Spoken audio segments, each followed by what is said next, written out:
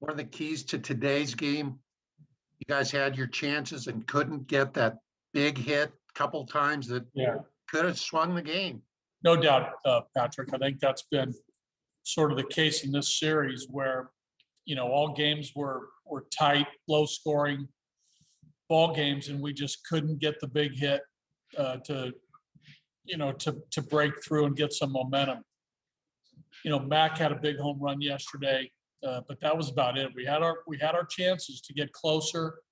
We had our chances to put runs on the board and just couldn't get that big hit today. I know it's super early. It's only 10 games in the year, but that was a consistent theme last season as well.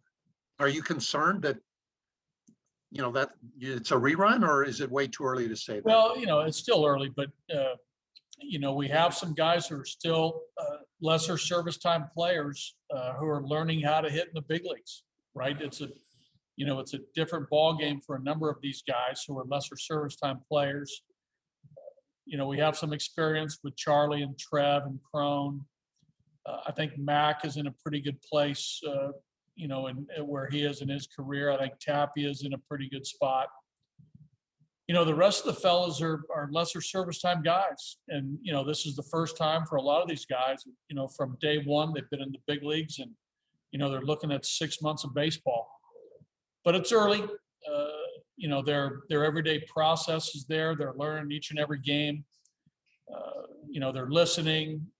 They're coachable. All these things, take time to develop into, true big league offensive players. But, to your point, there are some situational hitting that we have to take advantage of. And to your original question, a big hit has to come at some point to swing the game. Great. Thank you, buddy. Yes. Thomas? Yes, buddy. Herman started off 2 outs, then high pitch count, full counts to a bunch of guys. Then he pulled it together after the first inning. If you could take me through the first inning and also what he did to fix this. Yeah, you're right. I think, 2 quick outs to LaStella and Yastrzemski, and then back-to-back really good at-bats by Dickerson and Belt. The Dickerson at-bat was a good one, a good battle. Herman threw a 3-2 fastball that didn't get to the outside corner. And this guy's got power. He squared it up. The really good at-bat to Belt resulted in the walk.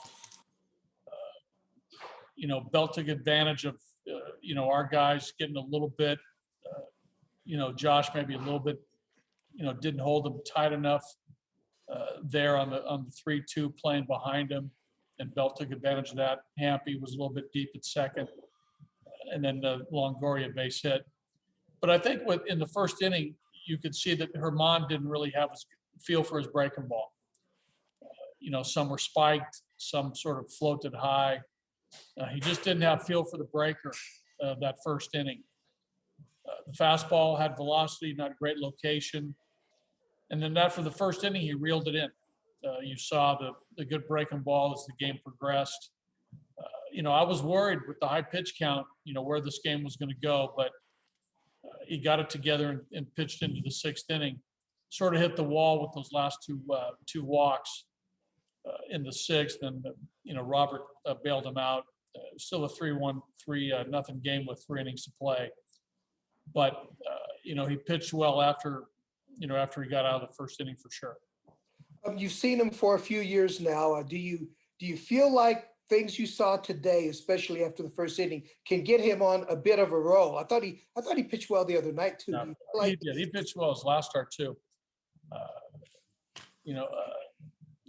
With Herman, I think there's a little bit of momentum, for him that, sort of builds up if he gets going. I think we saw that today.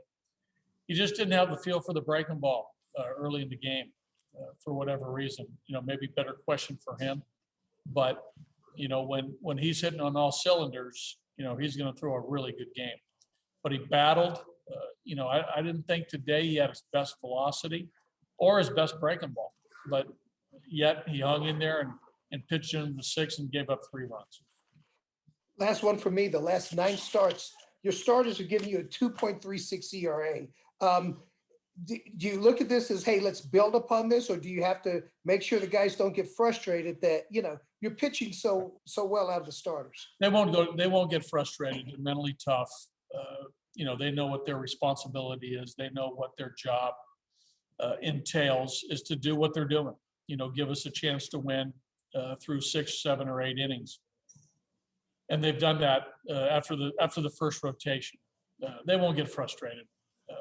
On the other end of that, we need to get, every now and then to get the momentum on our side and get the game a little bit closer or break through. Like I said, to Patrick's question, Matt got the big hit yesterday to give us the 3-1 lead.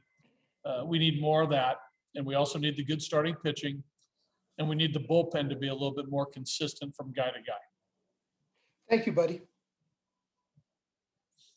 Larry Patrick?